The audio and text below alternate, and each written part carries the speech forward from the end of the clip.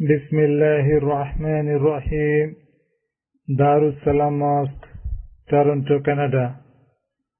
Saturday after 13th Taraweeh, 13th of September 2008. Ruh is an order of Allah subhanahu wa ta'ala. Iman is a continuous process, so the Jannat will be continuous in return of Iman. The bayan is presented by Hazrat Maulana Mufti Saeed Ahmed Palanpuri Shahid Damat Barakatuhu. نحمده ونستعينه ونستغفره ونؤمن به ونتوكل عليه ونعوذ بالله من شرور أنفسنا ومن سيئات أعمالنا من يهده الله فلا مضل له ومن يضلله فلا هادي له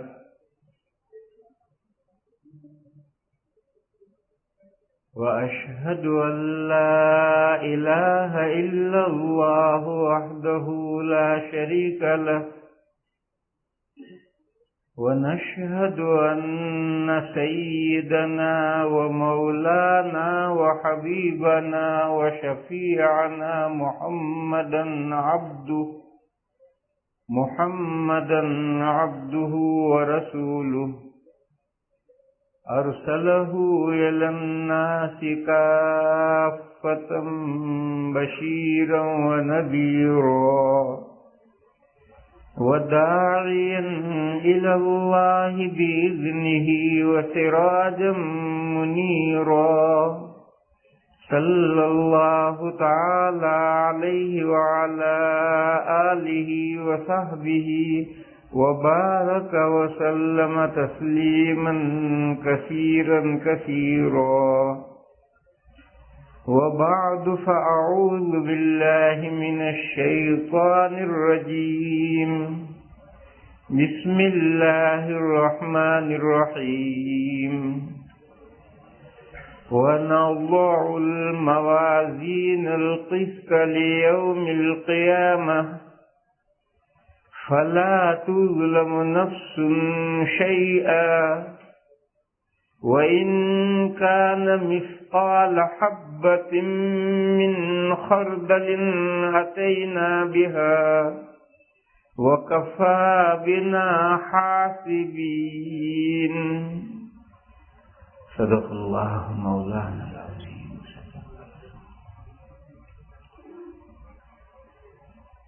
بزرگوں اور بھائیوں،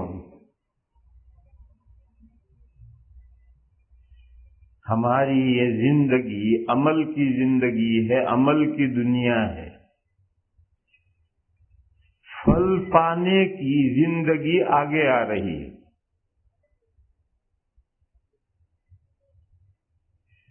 انسان کی زندگیاں تین ہیں.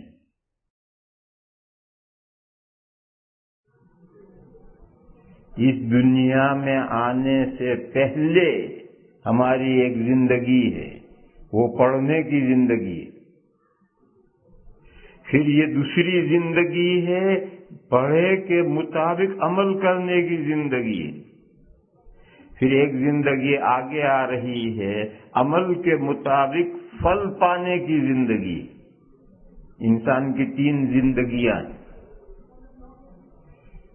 اس دنیا میں آنے سے پہلے جو ہماری زندگی ہے اس کو ہم میں سے ہر کوئی جانتا ہے. جب اللہ جل شانہ عم نوالہ نے حضرت آدم علیہ السلام کو پیدا کیا ہے تو اس کے بعد ان کی پیٹھ سے ان کی اچھی بری قیامت تک کی ساری اولاد نکالی گئی ہے. تمام انسان وجود میں لائے گئے ہیں اور یہ مضمون قرآن کریم میں ہے.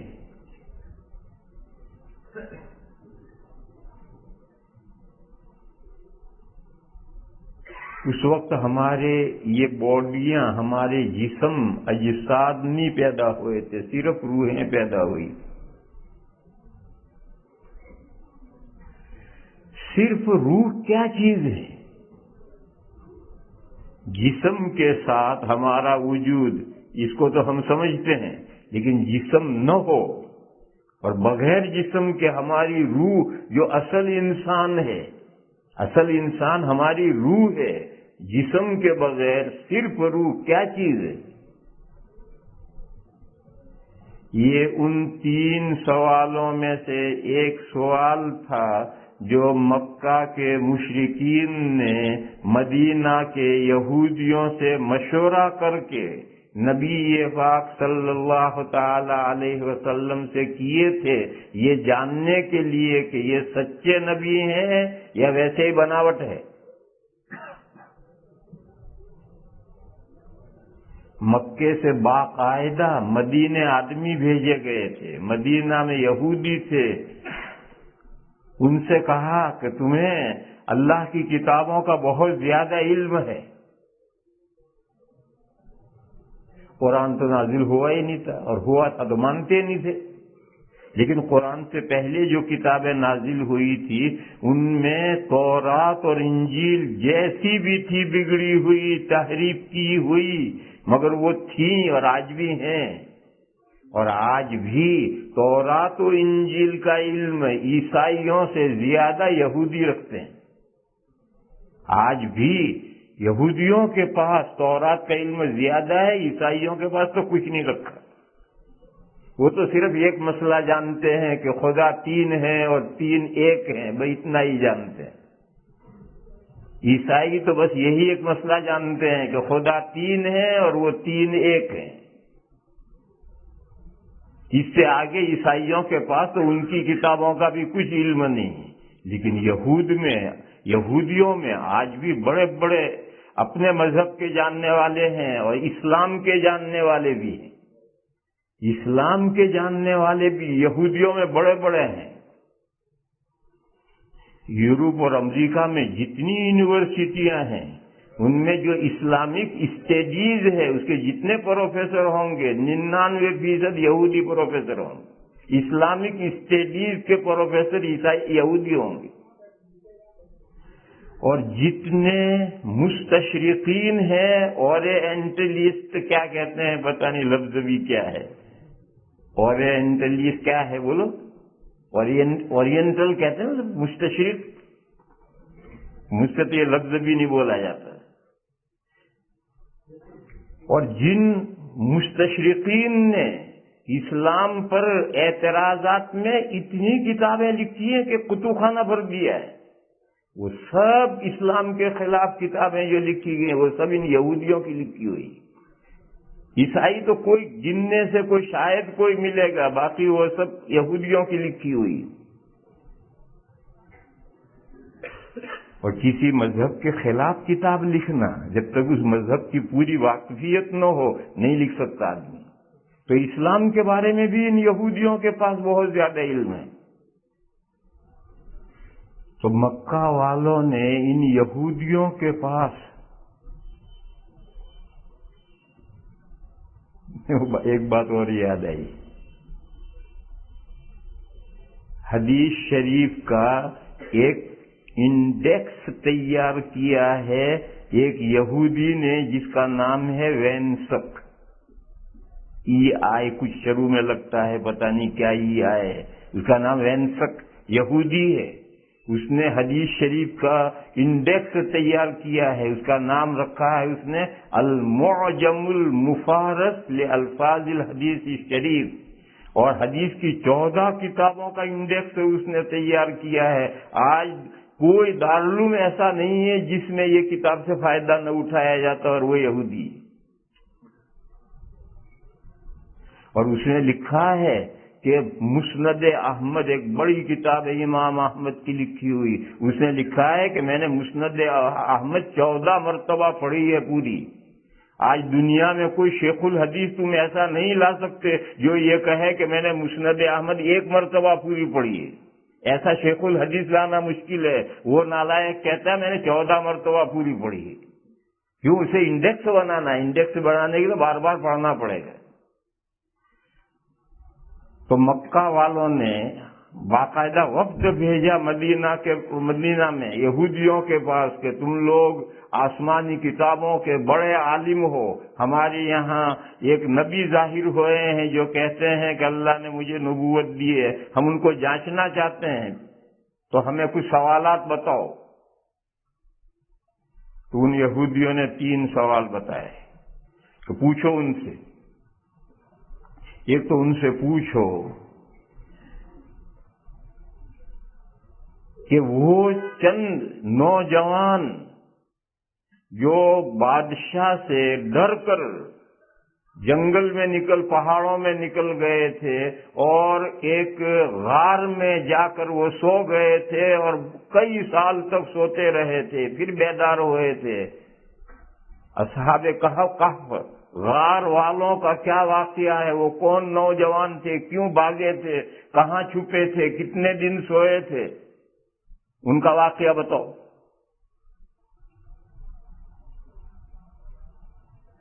آج تو یہ واقعہ عام ہو گیا ہے، قرآن نے جب سے نازل کیا واقعہ عام ہو گیا ہے، اور انسائکلوپیڈیا اور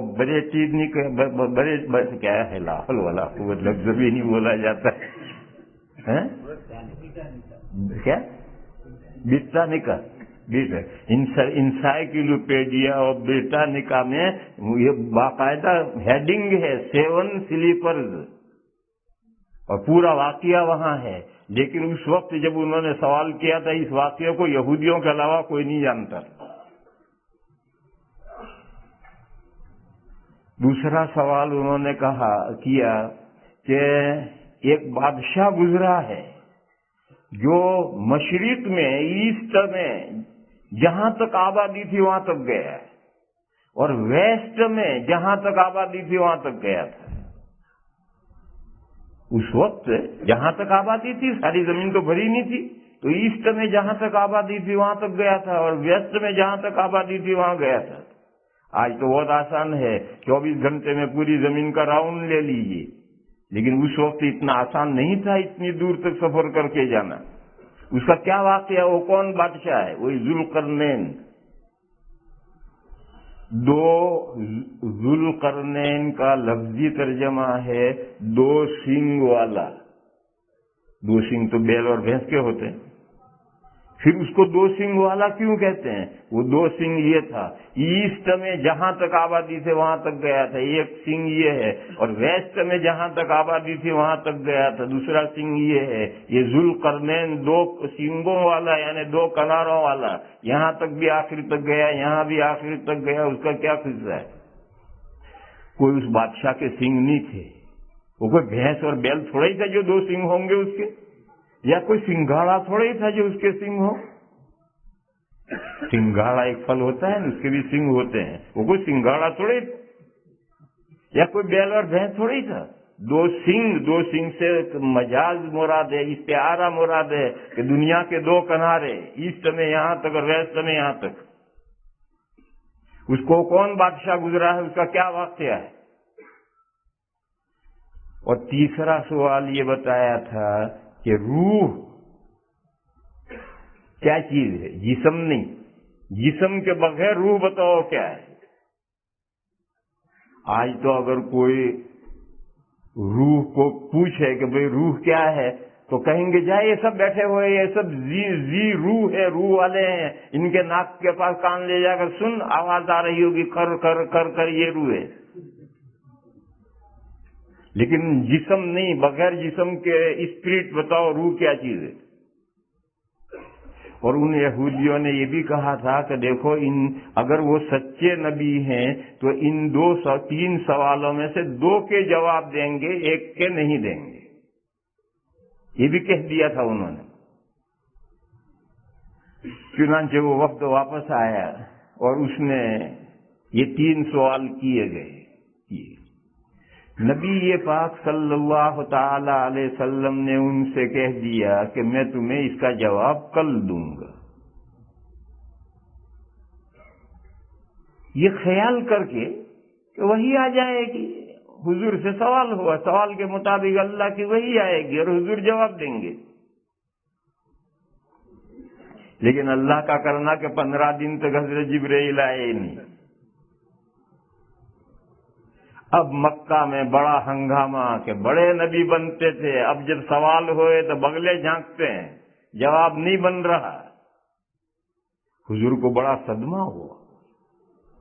ایسے پروپیگنڈا جب ہو، کسی کے خلاف پروپیگنڈا اور جھوٹا پروپیگنڈا ہو تو آدمی کو صدمہ ہوتا ہی ہے۔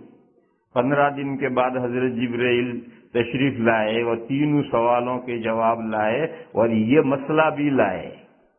وَلَا تَقُولَنَّ لِشَيْءٍ إِنِّي فَاعِلٌ ذَلِكَ غَدًا إِلَّا أَن يَشَاءَ اللَّهُ۔ حضور کو یہ مسئلہ بتایا کہ آپ آئندہ کبھی یہ نہ کہیں کہ یہ کام میں آئندہ کل ٹمورو میں کروں گا، یہ نہ کہیں آپ۔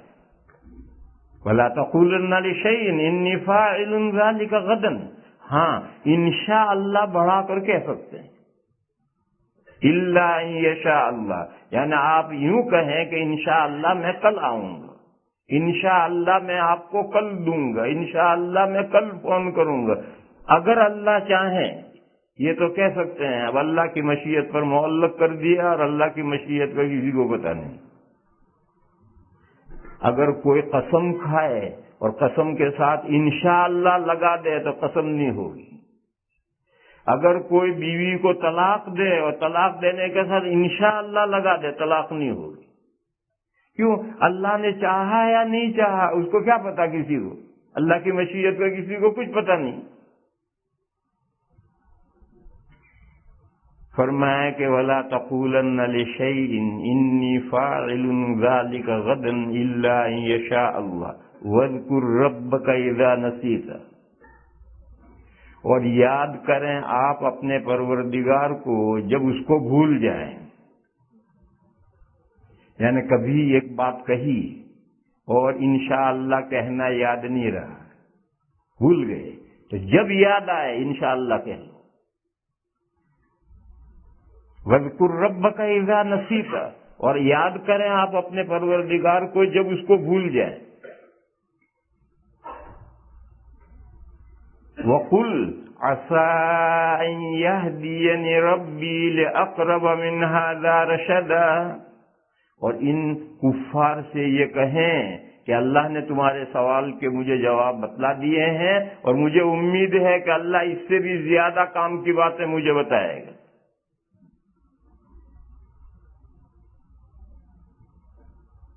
چنانچہ سورہ کہف میں غار والوں کا واقعہ ذکر کیا 2-2.5 رکوع میں، اور پورا تفصیلی واقعہ بتایا ہے،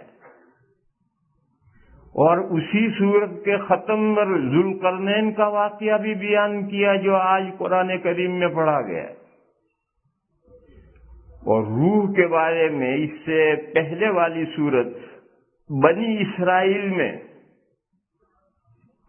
آیت نازل کی، وَيَسْأَلُونَكَ عَنِ الرُّوحِ، لوگ آپ سے روح کے بارے میں پوچھتے ہیں۔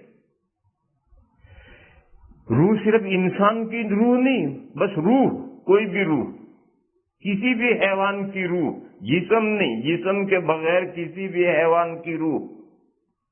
دیکھو ہمارے جسم کے ساتھ تو ہماری روح موجود ہے، نہیں جسم کے بغیر بھی روح موجود ہے، اور ہر حیوان کی روح جب سے پیدا کی گئی ہے وہ بدن کے ساتھ جڑنے سے پہلے سے وہ روح موجود ہے۔ تو لوگ آپ سے روح کے بارے میں پوچھتے ہیں، وَيَسْأَلُونَكَ عَنِ الرُّوحِ قُلْ الرُّوحُ مِنْ أَمْرِ رَبِّي، آپ جواب دیجئے روح میرے پروردگار کے حکم سے ایک چیز ہے۔ اللہ کی شان یہ ہے، قرآن میں جگہ جگہ بیان کی گئی ہے، وَإِذَا قَضَىٰ أَمْرًا فَإِنَّمَا يَقُولُ لَهُ كُن فَيَكُونُ، اللہ کے قدرت کا معاملہ یہ ہے کہ جب وہ کوئی چیز طے کرتے ہیں تو اس کو کہتے ہیں وہ ہو جاتی ہے۔ یعنی اللہ کو ہو جا کہنا نہیں پڑتا، اللہ کا ارادہ ہی ہوتے ہی وہ چیز وجود میں آ جاتی ہے۔ یہ جو اللہ کے کن کہنے سے، ہو جا کہنے سے، آرڈر فرمانے سے جو چیز وجود میں آ جاتی ہے اور مستقل ایک چیز موجود ہو جاتی ہے، اس کا نام روح ہے۔ قل الروح من امر ربی۔ اور ذرا کھول کر سمجھاؤ، فرمایا وما اوتیتم من العلم الا قلیلا، اور نہیں دیے گئے ہو تم علم میں سے مگر ذرا سا۔ جواب دیا کہ اس سے آگے تمہیں سمجھانا ممکن نہیں، کیونکہ ہر مسئلے کو سمجھنے کے لیے لیول آف نالج چاہیے، ایک مستوی علم کا چاہیے، ایک معیار ذہن کا چاہیے۔ اگر وہ لیول نالج کا وہ لیول ہے تو وہ مسئلہ اسے سمجھایا جا سکتا ہے، اور اگر علم کی وہ سطح اس کے پاس نہیں ہے تو اس کو آپ نہیں سمجھا سکتے۔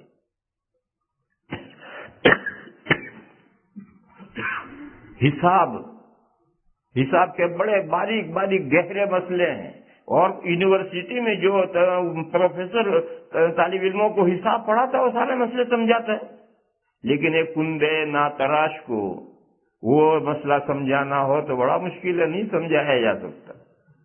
تو مسئلہ تو سمجھانے کے قابل ہے، یونیورسٹی میں کلاس میں پروفیسر سمجھاتا ہے، مگر اس کو نہیں سمجھایا جا سکتا، اس کے دماغ میں وہ لیول نہیں ہے علم کا، نالج کا، کہ وہ مسئلے کو سمجھ سکے۔ سائنس کی بہت سی حقیقتیں ہیں، جو سائنس کی تعلیم جہاں دی جاتی ہے وہ ساری کھول کر سمجھائی جاتی ہیں طالب علموں کو، لیکن ایک ہل چلانے والے کو وہ حقیقت سمجھانا بیٹھے تو کیسے سمجھا دیں گے؟ تو کوئی بھی مسئلہ ہو اس کو سمجھنے کے لیے ایک سطح، علم کی ایک سطح چاہیے۔ اس سطح پر اگر ہے، اس کی مثال لو، کسی بھی چیز کو دیکھنے کے لیے آنکھ میں قدرت چاہیے۔ اگر آنکھ میں قدرت ہے آپ دیکھ سکیں گے، اور قدرت نہیں ہے تو نہیں دیکھ سکیں گے۔ وہ جو چیز ہے وہ مرئی ہے، دیکھنے کے قابل ہے، مگر میری آنکھ میں طاقت ہوگی جبھی تو میں دیکھوں گا۔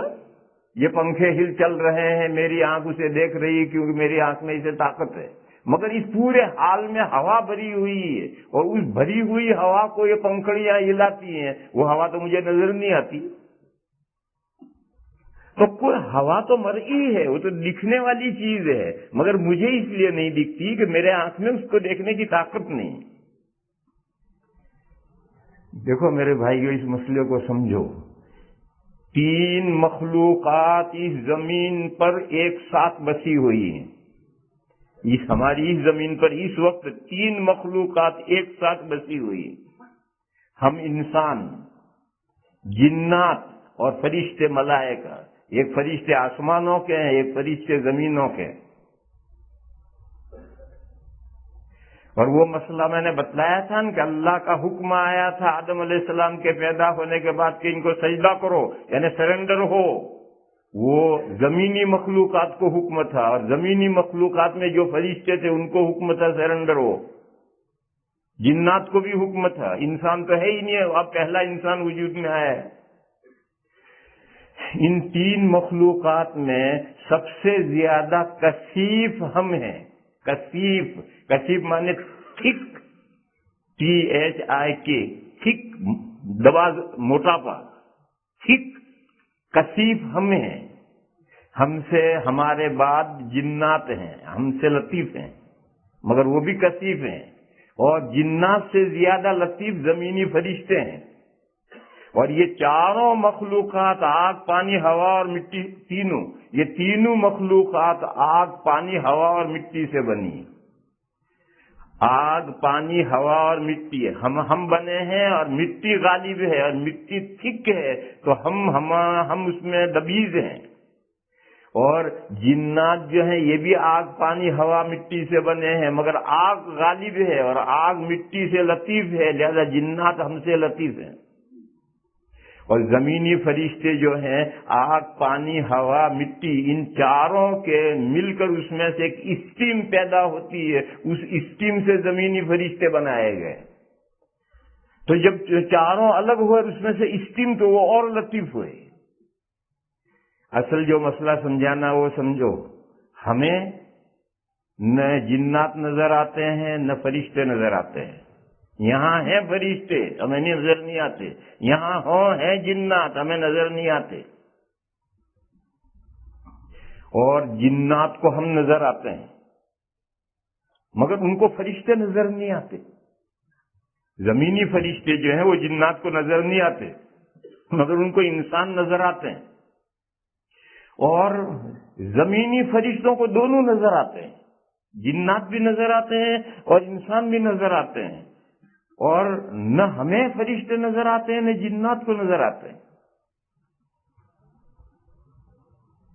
جیسے آپ کی گاڑیوں پر کانچ ہوتا ہے، اس پر ایک کاغذ ہوتا ہے، ایک طرف سے نظر آتا ہے دوسری طرف سے نظر نہیں آتا. اندر بیٹھو باہر نظر آتا ہے، باہر سے اندر نظر نہیں آتا ہے. لیکن رات میں اندر آپ بتی جلا لیں تو باہر سے اندر نظر آتا ہے، اندر سے باہر نظر نہیں آتا. اسی طریقے پر سمجھو کہ ہم ہی نظر آتے ہیں، یا ہمارے جیسی جو کثیف چیزیں وہ نظر آتی ہیں. پنکھا نظر آتا ہے، چھت نظر آتی ہے، لیکن جو ہم سے لطیف ہیں اس پورے حال میں جو ہوا بھری ہوئی ہے وہ ہم سے لطیف ہے، وہ ہمیں نظر نہیں آتی. آگ ہمیں چولہے میں جلتی ہوئی آگ نظر آتی ہے، اور یہ بجلی کا تار جا رہا ہے اس کے اندر آگ ہے ہمیں نظر نہیں آتی. یہ بجلی کے جو تار جا رہے ہیں سڑک پر ان پہ بھی تو آگ جا رہی ہے، اور وہی تو آگے جا کر بجلی بنتی ہے، وہ نظر ہمیں نہیں آتی. اور چولہے میں جلتی ہوئی آگ نظر آتی ہے، کیوں؟ چولہے کی آگ کثیف ہے اور اس تار میں جو آگ جا رہی ہے وہ لطیف ہے. یہ اتنی ساری مثالیں یہ سمجھنے کے لیے کافی ہیں کہ جو کثیف ہے اس کو لطیف نظر نہیں آئے گا، اور جو لطیف ہے اسے کثیف نظر آئے گا. تو فرشتوں کو جنات بھی نظر آتے ہیں، انسان بھی نظر آتے ہیں. جنات کو فرشتے نظر نہیں آتے، انسان نظر آتے ہیں. اور انسان کو انسانی نظر آتے ہیں، جنات اور فرشتے نظر نہیں آتے. یہ عام حالات میں کبھی کبھی جن بھی نظر آتا ہے، کبھی کبھی جن بھی نظر آتا ہے، اور کبھی کبھی فرشتے بھی نظر آتے ہیں. انبیاء کرام علیہم الصلاۃ والسلام کے پاس تو فرشتے آتے ہیں، اور زمین کے فرشتے نہیں، آسمان کے فرشتے آتے ہیں اور انبیاء کو نظر آتے ہیں. آسمان کے جو فرشتے ہیں وہ تو نور سے بنے ہیں. یہ جو زمین کے فرشتے ہیں وہ عناصر 4 آگ پانی ہوا مٹی مل کر اس میں سے جب اسٹیم پیدا ہوتی ہے اس اسٹیم سے بنے ہیں. اور آسمان کے فرشتے وہ تو نور سے بنے ہیں، وہ تو اور لطیف ہیں، لیکن وہ کبھی انسانوں کو نظر آتے ہیں. جنات بھی کبھی نظر آتے ہیں، لیکن عام حالات کی بات میں کہہ رہا. تو روح ایک لطیف چیز ہے، جب وہ جسم کے ساتھ ملتی ہے تو اب کثیف ہو گئی. اب آپ کو بکری بھی نظر آئے گی، گھوڑا بھی نظر آئے گا، چوہا بھی نظر آئے گا، انسان بھی نظر آئے گا، سب نظر آنے لگیں گے. لیکن جب وہ روح جسم کے سے الگ ہے تو کیسے نظر آئے گی؟ وہ تو لطیف چیز ہے. لیکن روح کو ہم نظر آئیں گے. ہم کثیف ہیں تو روح کو ہم نظر آئیں گے مگر ہمیں روح نظر نہیں آئے گی. تو میں عرض یہ کر رہا تھا کہ دیکھنے کے لیے آنکھ میں طاقت چاہیے. سامنے والی چیز چاہے اس میں ویزیبلٹی ہو، مرئی ہو، مگر آنکھ میں طاقت نہیں ہے تو ہم نہیں دیکھ سکتے. حضرت موسیٰ علیہ السلام نے طور پر اللہ تعالی سے جب ملاقات ہوئی، اللہ تعالیٰ کی بارگاہ میں حاضر ہوئے، اللہ تعالیٰ سے ہم کلامی ہوئی، اللہ کا کلام سنا تو اتنا اشتیاق بڑھا کہ وہ درخواست کر بیٹھے، رب ارنی انظر الیک، پروردگار ایک جلوہ دکھا دیجیے. تو اللہ کی طرف سے جواب آیا، لن ترانی، تم ہرگز مجھے نہیں دیکھ سکتے. یہ نہیں کہا کہ میں نہیں دکھ سکتا ہوں، نہیں، اللہ تو مرئی ہیں، اللہ دکھ سکتے ہیں. اور قیامت کے بعد جنت میں جنتیوں کو اللہ کا دیدار نصیب ہوگا، اور ہفتے میں 1 مرتبہ نصیب ہوگا. یہ ہفتہ دنیا کا ہے، پر ویک. آخرت میں تو سورج رات دن ہے ہی نہیں، مگر دنیا میں ایک ہفتہ جتنی دیر میں گزرتا ہے اتنے وقفے کے ساتھ جنت میں جنتیوں کو اللہ کا دیدار نصیب ہوگا، زیارت ہوگی۔ معلوم اللہ تو دکھ سکتے ہیں مگر اس دنیا میں ہماری آنکھوں میں اللہ کو دیکھنے کی طاقت نہیں ہے۔ اللہ تو بہت دور کی بات ہے، ہم تو ہوا نہیں دیکھ سکتے، ہم تو جنات نہیں دیکھ سکتے، ہم تو زمین کے فرشتے نہیں دیکھ سکتے، ہم تو آسمان کے فرشتے نہیں دیکھ سکتے، اللہ تو وراء الورا ہیں، ان کو کیا دیکھ لیں گے ہم؟ تو جواب یہ آیا لن ترانی، تمہارے اندر مجھے دیکھنے کی سکت نہیں ہے، تمہارے اندر طاقت نہیں ہے۔ تو جیسے کسی بھی چیز کو دیکھنے کے لیے آنکھ میں طاقت چاہیے، میرے بھائیوں اسی طرح کسی بھی مسئلے کو سمجھنے کے لیے لیول آف نالج چاہیے۔ اگر وہ علم کی سطح حاصل ہے تو وہ مسئلہ سمجھ سکتے ورنہ نہیں سمجھ سکتے۔ تو قرآن نے بس اتنا مجمل جواب دیا، قل یسألونک عن الروح قل الروح من امر ربی، آپ کہہ دیجئے کہ میرے پروردگار کے حکم سے ایک چیز وجود میں آئی ہے، اس کا نام روح ہے۔ وما اوتیتم من العلم الا قلیلا، اور نہیں دیے گئے ہو تم علم سے مگر تھوڑا سا۔ تمہارے پاس کتنا علم ہے؟ ذرا سا تو علم ہے۔ تم کہو کہ ہمیں تفصیل سے سمجھاؤ، اس سے آگے تمہیں کیا تفصیل سے سمجھائیں؟ اس مسئلے کو سمجھنے کی تمہارے پاس میں علمی سطح ہی دماغ میں نہیں ہے جو تم سمجھ سکو۔ یہ وہ تین باتیں ہیں کہ دو کے جواب تفصیلی دیں گے، ایک کا جواب نہیں دیں گے، وہ یہ بات آئی کہ اس کا جواب نہیں دیا گیا۔ تو میرے بھائیوں میں اصل مضمون تو یہ سمجھا رہا تھا کہ ہمارے تین وجود ہیں، وجود تو ایک ہی ہے، ہم تین جہانوں میں ہیں، ہمارا وجود تین جہانوں میں سے ہے۔ ایک جب آدم علیہ السلام کو پیدا کرنے کے بعد میں تمام انسانوں کی روحیں پیدا کی گئی، ایک وہ ہمارا ہے، اس کا نام ہے عہد الست۔ جب الست بربکم کا سوال کیا گیا تھا وہ ورلڈ، اور یہ دنیا جس میں ہم اس وقت ہیں، اور ایک دنیا آگے آ رہی ہے۔ پچھلی دنیا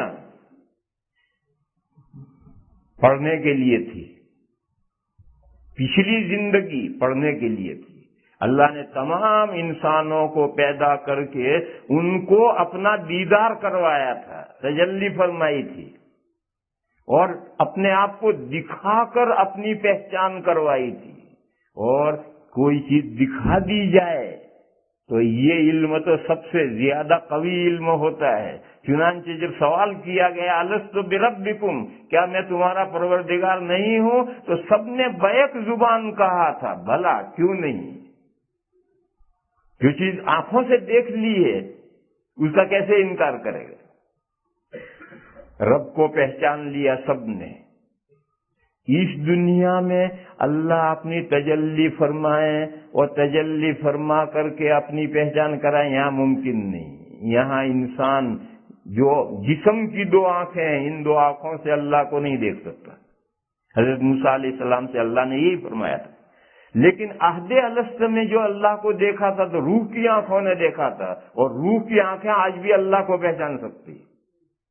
ہماری روح کی جو آنکھیں ہیں وہ آج بھی اللہ کی معرفت حاصل کر سکتے ہیں، اللہ کی پہچان سے کر سکتے ہیں۔ یہ سب بندے بیٹھے ہیں، یہ سب اللہ کو پہچانتے ہیں، اور سب ایسا پہچانتے ہیں جیسا جسم کی آنکھوں سے دیکھ کر ہم کوئی چیز پہچانتے ہیں اور اس کا یقین ہوتا ہے، اس سے زیادہ یقین ہمیں اللہ تعالیٰ کا ہے۔ کیوں؟ ہم اللہ تعالیٰ کو اپنی روح کی آنکھوں سے دیکھتے ہیں اور پہچانتے ہیں۔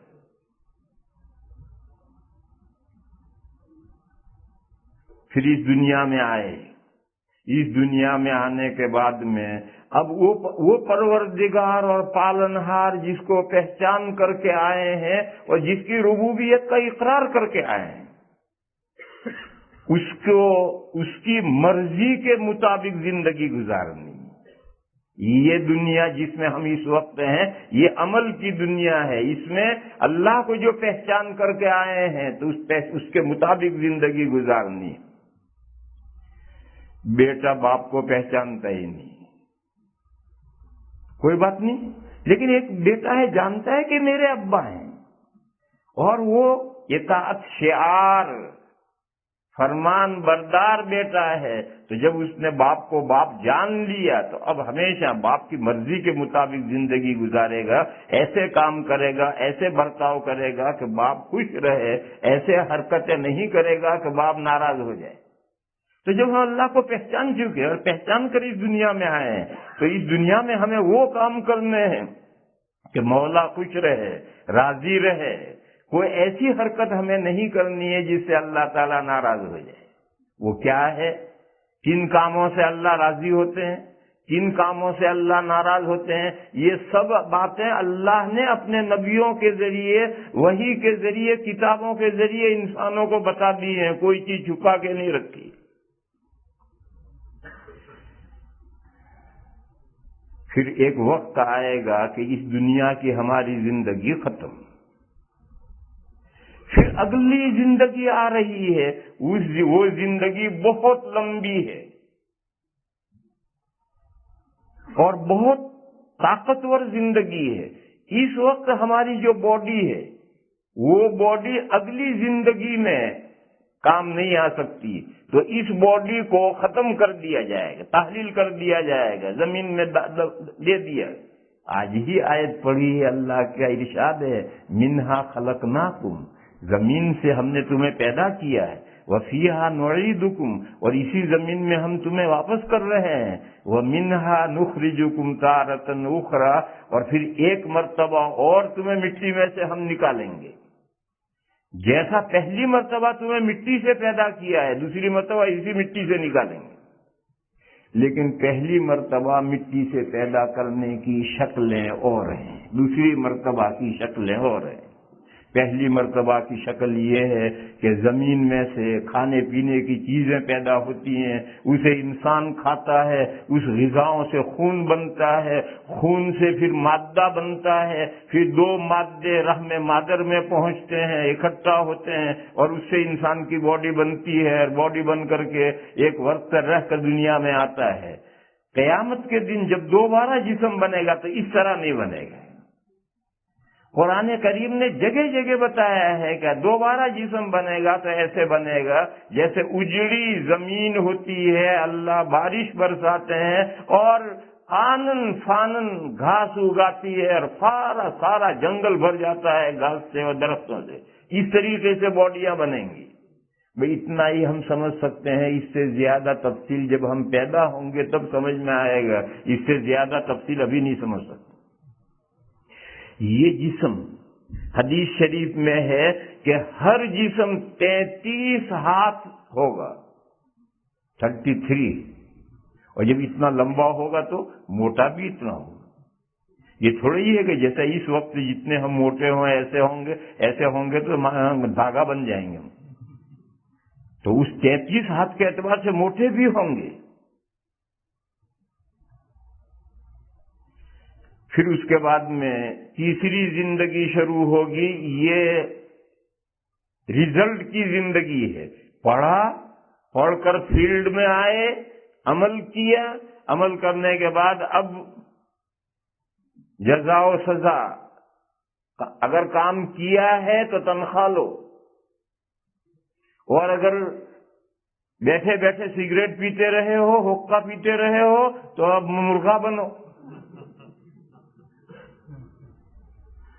یہ آیت پاک جو ابھی ہمارے حافظ صاحبان نے پڑھی ہے، اس آیت میں یہ ہے وَنَضَعُ الْمَوَازِينَ الْقِسْطَ لِيَوْمِ الْقِيَامَةِ، قیامت کے دن ہم انصاف کی ترازویں کھڑی کریں گے۔ یہ انصاف کی ترازو ہے، یہ دھرم کانٹا نہیں ہے۔ دھرم کانٹا جانتے ہو؟ آپ کے یہاں تو پتہ نہیں کیا کہتے ہوں گے، ہمارے یہاں روڈ پر ٹرک وغیرہ تولنے کے لیے کانٹا لگا ہوا ہوتا ہے، اس کو دھرم کانٹا کہتے ہیں۔ ساری بدماشیاں وہاں ہوتی، اس دھرم کانٹے میں ساری بدماشیاں ہوتی۔ آپ کے یہاں بھی سڑکوں پر ہوگا، کچھ کیا کہتے ہوں گے مجھے نہیں معلوم، اور گڑبڑ بدماشیاں ہوتی یا نہیں ہوتی ہیں یہاں، یہ مجھے نہیں معلوم، میں اپنے یہاں کی دھرم کانٹوں کی بات کہہ رہا ہوں۔ تو وہ اللہ کا دھرم کانٹا ہے، اس میں کوئی گڑبڑ کا کوئی سوال ہی نہیں، اور انصاف کی ترازویں ہوں گی، اور انسان کا ہر عمل، اچھا عمل بھی اور برا عمل بھی وہاں تولا جائے گا۔ فرمایا وَنَضَعُ الْمَوَازِينَ الْقِسْطَ لِيَوْمِ الْقِيَامَةِ، اور قیامت کے دن ہم انصاف کی ترازویں رکھیں گے، فَلَا تُظْلَمُ نَفْسٌ شَيْئًا، پس کسی شخص پر ذرا بھی ظلم نہیں ہوگا۔ یہاں ایک مسئلہ سمجھو، گناہ معاف کر دینا یہ ظلم نہیں ہے، یہ تو کرم ہے، احسان ہے۔ ظلم کیا ہے؟ نہ کردہ گناہ کی سزا دینا، گناہ کیا نہیں اور مرغا بنا دیا، ارے میں نے تو گناہ نہیں کیا، کیوں مرغا بنا رہے مجھے؟ دیکھو قیامت کے دن اللہ بے شمار بندوں کے گناہ معاف کر دیں گے، یہ ظلم نہیں ہے، یہ فضل ہے، کرم ہے، احسان ہے۔ اللہ پاک کا ارشاد ہے ان اللہ لا یغفر ان یشرک بہ ویغفر ما دون ذلک لمن یشاء، اللہ تعالی ایک گناہ تو ہرگز معاف نہیں کریں گے، وہ گناہ یہ ہے کہ اللہ کے ساتھ شریک ٹھہرایا جائے۔ اس ایک گناہ کے علاوہ جتنے گناہ ہیں جس کے لیے اللہ کو منظور ہوگا اللہ معاف کر دیں گے۔ وَيَغْفِرُ مَا دُونَ ذَلِكَ لِمَن يَشَاءُ، ہر گنہگار کے گناہ معاف نہیں ہو جائیں گے۔ اللہ کو جس بندے کے لیے منظور ہوگا اس کے گناہ معاف کر دیے جائیں گے۔ مجھے تو یہ سمجھانا ہے کہ گناہ کو معاف کر دینا یہ ظلم نہیں، یہ تو فضل و کرم ہے، اور اللہ کا فضل و کرم بے حساب ہوگا۔ ان رحمتی وسعت کل شیء، اللہ کی رحمت ہر چیز پر عام ہے، وسیع ہے، پھیلی ہوئی۔ مگر بعض بندے پاگل ہیں، وہ کہتے ہیں ہم گناہ نہیں کریں گے تو اللہ کس کو بخشیں گے؟ پاگل ہیں نہیں ہیں، ایسا کہنے والے ہیں، مسلمانوں میں ہیں کہ ہم گناہ نہیں کریں گے تو اللہ کس کو بخشیں گے؟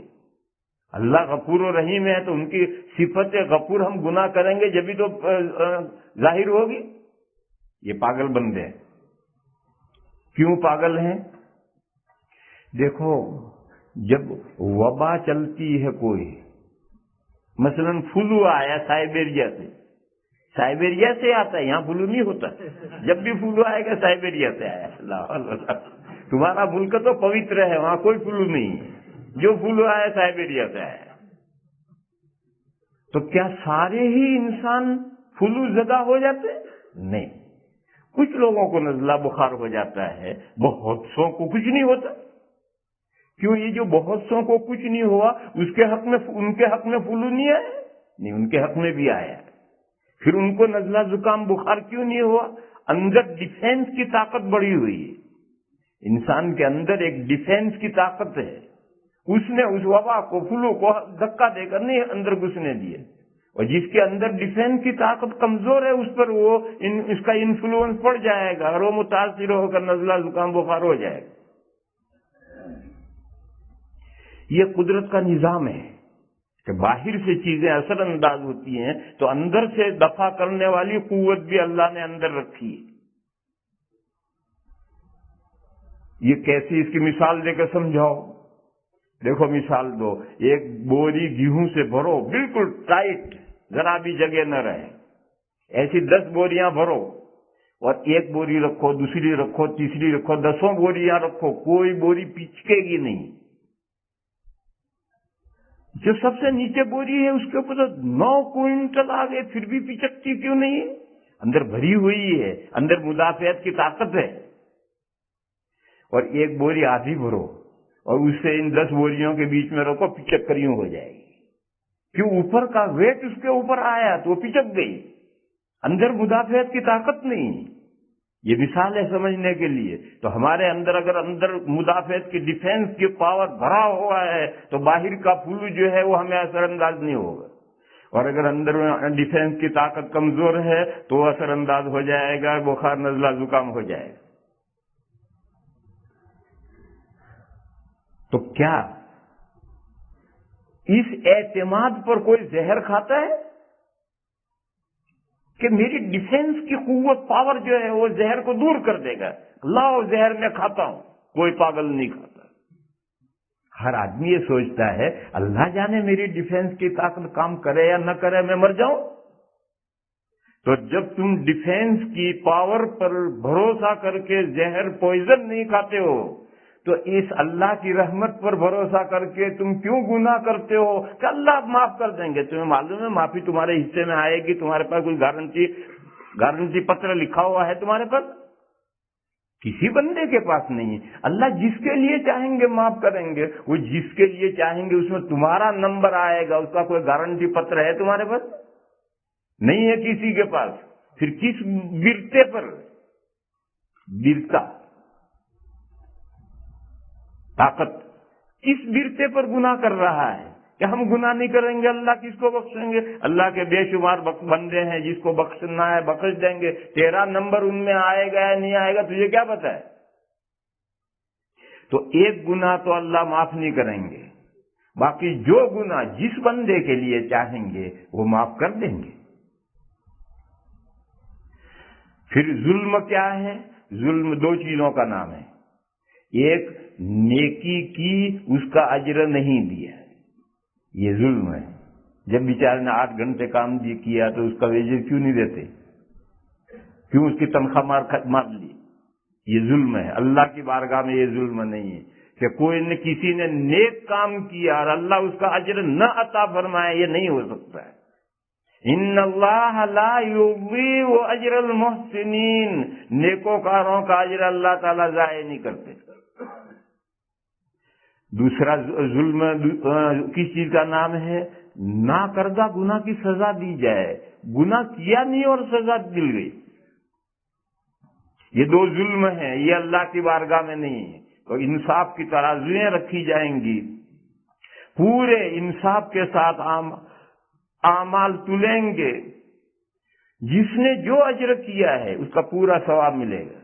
اور سنو میرے بھائیو، اجر کیا تھا، نیک کام کیا تھا، دگنا تگنا 10 گنا بدلہ دے دیا، یہ بھی ظلم نہیں، یہ بھی کرم ہے اور احسان ہے۔ یہ کرم اور احسان اللہ کے بے حساب آخرت میں ہوں گے۔ عمل سے زیادہ ثواب دینا یا گناہ کو معاف کرنا، یہ دو باتیں ظلم میں نہیں ہیں۔ گناہ معاف کر دینا یہ ظلم نہیں ہے، اور نیک عمل کا ثواب عمل سے زیادہ دینا یہ بھی ظلم نہیں ہے۔ ظلم دو باتوں کا نام ہے، کیے ہوئے نیک عمل کا ثواب نہ دیا جائے یا نہ کیے ہوئے گناہ کی سزا دے دی جائے، یہ دو ظلم ہیں۔ یہ دو ظلم اللہ کی بارگاہ میں نہیں ہوں گے، اور فضل و انعام اور کرم اللہ کا بے حساب دریا بہیں گے۔ تو فرمایا کہ وَنَضَعُ الْمَوَازِينَ الْقِسْطَ لِيَوْمِ الْقِيَامَةِ فَلَا تُظْلَمُ نَفْسٌ شَيْئًا وَإِنْ كَانَ مِثْقَالَ حَبَّةٍ مِّنْ خَرْدَلٍ أَتَيْنَا بِهَا، اگر کسی کا اچھا عمل یا برا عمل رائے کے دانے کے برابر، رائے جو اچار میں ڈالتے ہیں، رائے کے دانے کے برابر اگر اچھا عمل یا برا عمل ہے، اللہ تعالیٰ فرماتے ہیں اس عمل کو ہم لا کر حاضر کریں گے ترازو میں۔ وَإِنْ كَانَ مِثْقَالَ حَبَّةٍ مِّنْ خَرْدَلٍ أَتَيْنَا بِهَا۔ قرآن پاک میں دوسری جگہ پر ہے فَمَن يَعْمَلْ مِثْقَالَ ذَرَّةٍ خَيْرًا يَرَهُ، جس نے بھی ذرہ بھر، ذرہ کیا چیز ہے؟ ذرہ روشن دان سے دھوپ آ رہی ہو یہاں، اور آپ قالین کے اوپر ہاتھ ماریں تو تھوڑی دیر کے بعد دھوپ کے اندر سے چھوٹے چھوٹے ذرے گزرتے ہوئے نظر آئیں گے، آنکھ سے نظر نہیں آ رہے، وہ دھوپ میں سے پاس ہوتے ہیں تب نظر آتے ہیں، یہ ذرے ہیں۔ اتنے غیر مرئی، عام طور پر وہ اس کا وجود نظر بھی نہ آئے، خوردبین سے نظر آئے یا دھوپ میں سے پاس ہو تب نظر آئے، اتنا ذرا سا بھی عمل کسی نے اچھا عمل کیا ہے تو وہ اس کو دیکھ لے گا۔ وَمَن يَعْمَلْ مِثْقَالَ ذَرَّةٍ خَيْرًا يَرَهُ وَمَن يَعْمَلْ مِثْقَالَ ذَرَّةٍ شَرًّا يَرَهُ۔ اگر ذرے کے برابر برا عمل کیا ہے تو وہ بھی قیامت کے دن سامنے آنے والا ہے۔ ان آیتوں کا سبق کیا ہے؟ ان آیتوں کا سبق یہ ہے کہ ہر نیکی کا کام کرو، چھوٹے سے چھوٹا نیکی کا کام ہے کرو۔ راستے میں چل رہے ہو، کوئی چیز ایسی پڑی ہوئی ہے جو کسی گزرنے والے کو تکلیف پہنچائے گی، بلڈ پڑا ہے، کانچ پڑا ہے، کیلے کا چھلکا پڑا ہے، کانٹا پڑا ہے، اسے ہٹا کر دور کرو۔ حدیث شریف میں ہے کہ ایک راستے میں کانٹے دار ٹہنی تھی، کسی نے کاٹ کے ڈالی ہوگی یا کاٹ کر ڈالی نہیں ہوگی، وہ درخت ہی ایسا ہوگا کہ وہ کانٹے دار ٹہنی درخت راستے میں آ گئی، تو ایک بندے نے وہ کانٹے دار ٹہنی وہاں سے دور کر دی۔ کاٹ کے ڈالی تھی تو اٹھا کر کے ایک طرف ڈالی، یا درخت کا شاخ ہی ادھر آئی ہے تو اس نے وہ شاخ کاٹ کر کے وہ کانٹے دار ٹہنی دور کر دی۔ تو حدیث شریف میں ہے اللہ تعالی نے اس کو جزائے خیر دی اور اتنے عمل پر اس کی بخشش کر دی۔ لہذا میرے بھائیوں، کسی چھوٹے سے چھوٹے نیک کام کو ایسا مت سمجھو کہ یہ چھوٹا کام ہے، پتہ نہیں کل آڑے وقت میں کون سا کام آ جائے اور اس سے بخشش ہو جائے۔ اور میرے بھائیوں، برائی، ہر برائی سے بچو، چاہے وہ چھوٹی سے چھوٹی ہو۔ دیکھو، کسی گھاس کے ڈھیر کو پھونکنے کے لیے ایک چنگاری کافی ہے۔ ایک چنگاری گھاس کے ڈھیر میں ڈال دو، سارے گھاس کو پھونک دے گی۔ تو چنگاری کو ہمیشہ چنگاری سمجھو، ارے چھوٹی سی ہے، چھوڑو، پڑے رہنے دو، نہیں وہ تو پورے گھر کو جلا دے گی۔ تو برائی کو برائی سمجھو، چھوٹی سے چھوٹی برائی کو برائی سمجھو، ہر برائی سے بچو، معلوم نہیں کل کون سی برائی ان سے ناک پیٹ جائے۔ حدیث شریف میں ہے کہ ایک عورت نے ایک بلی کو پریشان کرتی ہوگی، روز آ کر دودھ پی جاتی ہوگی، تو اس نے اس بلی کو باندھ دیا۔ وہ بلی بیچاری بھوکی پیاسی بندھی ہوئی مر گئی۔ اللہ نے صرف اس گناہ کی وجہ سے اس عورت کو جہنم میں ڈال دیا۔ حضور نے فرمایا کہ نہ تو اس نے بلی کو چھوڑا کہ وہ زمین کے کیڑے مکوڑے کھاتی، اور نہ اس نے کھلایا، وہ بیچاری بندھی بندھی بھوکی مر گئی، تو اللہ تعالیٰ نے اس کی سزا میں اس عورت کو جہنم میں بھیج دیا۔ تو چھوٹے سے چھوٹا گناہ جہنم میں لے جا سکتا ہے، اور چھوٹی سے چھوٹی نیکی اللہ کے یہاں لے جا سکتی ہے۔ تو فرمایا وَإِن كَانَ مِثْقَالَ حَبَّةٍ مِّنْ خَرْدَلٍ أَتَيْنَا بِهَا، اگر رائے کے دانے برابر بھی عمل ہوگا، اچھا یا برا، ہم لائیں گے۔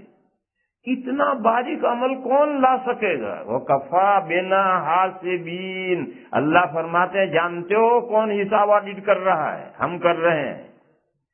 یہ ذرے تو اللہ کے پیدا کیے ہوئے ہیں، ہر ذرہ اللہ کا پیدا کیا ہوا ہے، پھر اس ذرے کو میزان عمل میں، ترازو میں لے آنا اللہ کے لیے کیا مشکل ہے؟ ماء و شما کے لیے تو مشکل ہے۔ اس ذرے پر ہم اس کو کیپچر نہیں کر سکتے ہیں، پکڑ نہیں سکتے ہیں، لیکن جس نے اس ذرے کو پیدا کیا ہے اس کے لیے اس کو پکڑ کر کے میزان عمل میں لانا کیا مشکل ہے؟ یہ آیت کریمہ آج پڑھی گئی ہے کیا اگلی جو زندگی ہے تو عمل کی زندگی ہے۔ یہاں اگر کسی گناہ کی تھوڑی بہت سزا ملتی ہے تو وہ پوری سزا نہیں، اور اگر مومن کو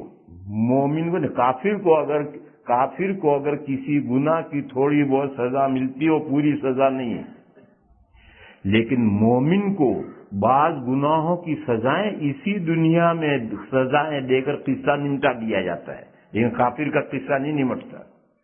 اور نیکی کا اگر کسی نیکی کی تھوڑی بہت ثواب دے دیا جائے تو وہ دیکھ کے چند چاول چکھا دیے جاتے ہیں، نیکی کا اجر اگلی زندگی میں ہے، جب یہ زندگی آف ہو کر دوسری زندگی شروع ہوگی اور ترازو انصاف کی ترازو کھڑی کی جائے گی، اور اس کے بعد جو فیصلے ہوں گے، دو ہی گھر ہیں، جنت اور جہنم۔ اچھے کام ایمان والے اور عمل صالح کرنے والے جنت میں جائیں گے، برائی کرنے والے، کفر و شرک میں مبتلا اور گناہوں میں مبتلا، جن کے گناہ معاف نہیں ہوئے یا ان کا معاملہ ابھی نہیں نمٹا، وہ اس کے لیے جہنم میں ڈالے جائیں گے۔ یہ سب اگلی زندگی ہے، اور پھر وہ زندگی ہمیشہ کی زندگی ہے۔ جنت کی زندگی بھی ہمیشہ کی ہے، جہنم کی زندگی بھی ہمیشہ کی ہے۔ یہاں ایک سوال ہے کہ یہ ہمیشہ کی جزا اور سزا کیوں ہے؟ کون سا عمل دو ہیں، ایک شرک ہے اور ایک اس کے ساتھ گناہ ہے، ایک ایمان ہے اور ایک اس کے ساتھ اعمال صالحہ ہیں۔ نماز پڑھنے ہم کھڑے ہوئے، 5 منٹ کے بعد سلام پھیر دیا، نماز پوری ہو گئی۔ زکوٰۃ ہم نے دے دی، مال میں سے نکال کر دے دیا، عمل ختم ہوا۔ صبح سے روزہ رکھا، شام کو افطار کر لیا، روزہ ختم ہوا، عمل کنٹینیوس کوئی نہیں چلتا۔ لیکن ایمان کنٹینیوس رہتا ہے۔ ایک لمحے بھی ایمان ہمارے اندر سے ختم ہوا، بیڑا غرق۔ میرے بھائیو، اسی طرح گناہ کنٹینیوس نہیں ہے، لیکن کفر و شرک کنٹینیوس ہے۔ جنت در حقیقت ایمان کا صلہ ہے، اور جہنم در حقیقت کفر و شرک کا صلہ ہے۔ اور ایمان کنٹینیوس ہے تو جنت بھی صلہ کنٹینیوس ہے، اور کفر و شرک کنٹینیوس ہے تو جہنم بھی کنٹینیوس ہے۔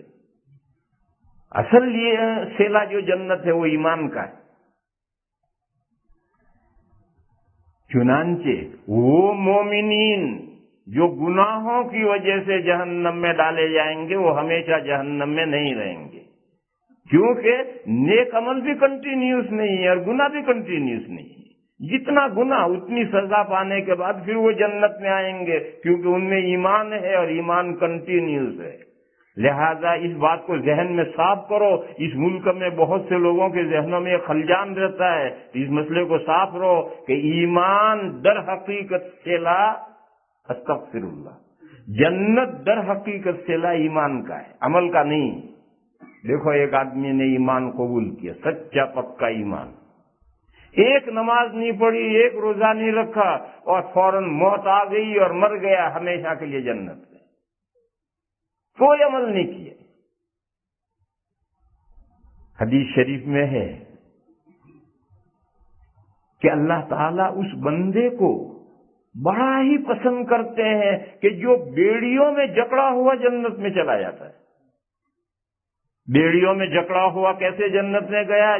اور میں مسلمانوں نے ایک کافر کو قید کیا، وہ مسلمانوں کے قبضے میں آیا، اسلامی سوسائٹی دیکھی، اللہ نے اس کے سینے کو کھول دیا، ایمان لایا، ایمان لانے کے بعد فوراً ہی ان کا انتقال ہو گیا، کوئی عمل نہیں کیا، اور ہمیشہ کے لیے جنت میں جائے گا۔ اس مثال سے معلوم ہوا کہ جنت صلہ در حقیقت ایمان کا ہے، اور جہنم، ابدی جہنم بھی صلہ در حقیقت کفر و شرک کا ہے، اور ایمان کنٹینیوس ہے، کفر و شرک کنٹینیوس ہے، اور گناہ کنٹینیوس نہیں ہے۔ اس لیے مومن جو گنہگار ہے وہ بہرحال جہنم میں سے نکل کر جنت میں آئے گا، اور کافر جو ہمیشہ جہنم میں رہے گا تو گناہ کی وجہ سے نہیں، کفر و شرک کی وجہ سے۔ اور کفر و شرک ایک رانگ بلیف ہے، جیسے ایمان ایک رائٹ بلیف ہے اور وہ کنٹینیوس ہے، ایسے وہ رانگ بلیف ہے، وہ بھی کنٹینیوس ہے۔